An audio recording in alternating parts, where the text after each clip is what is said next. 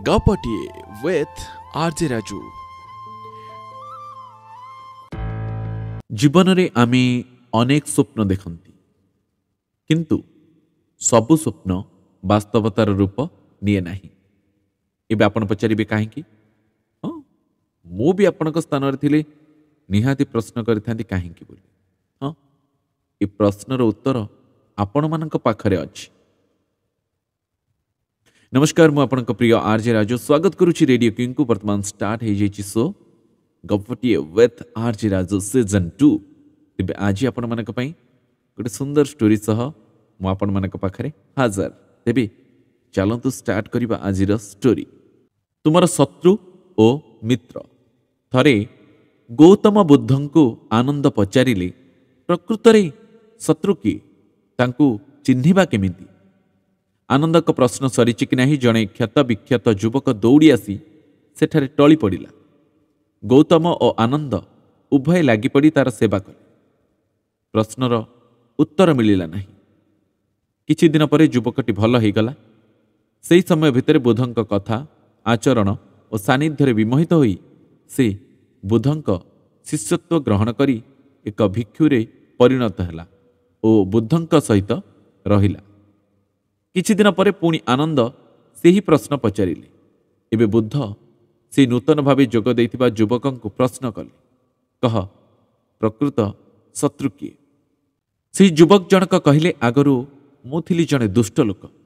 सेतेबेले मोर शत्रु थिली एवं मु भी अनेकंक शत्रु थिली, किंतु मार्ग बदलाई सत् पथरे आसीबा परे मोर केही शत्रु नाहंती।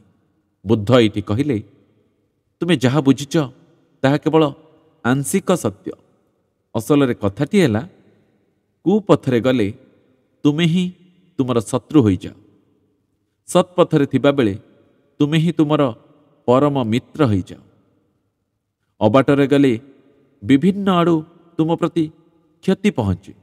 से क्षति बाहर आसुथिले भी प्रकृत रे तुमे ही एहार कारण। सुमार्गरे गले तुमे केवल श्रद्धा और भक्ति पाओ। एसबु पाइबा पछरे भी कारण केवल तुमे। तेणु बाहर शत्रु को खोज नहीं, केवल तुमे ही तुमर परम मित्र और चरम शत्रु। एबे स्टोरीटी आपन को केमती लागिला तार मतामत मु निश्चय जानिबा पई चाहिबी।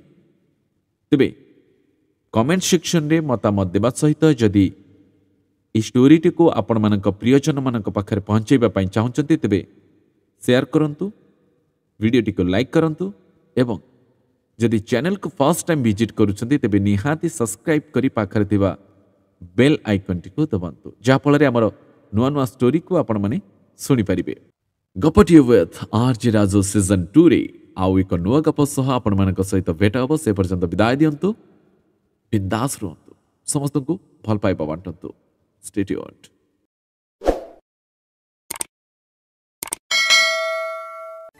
नमस्कार, कहानी प्रतियोगिता कौन आपण गप लेखंती कि 7735768828 नंबर रे पठंतु आपण स्वरचित गल्प 500 शब्द मध्यरे।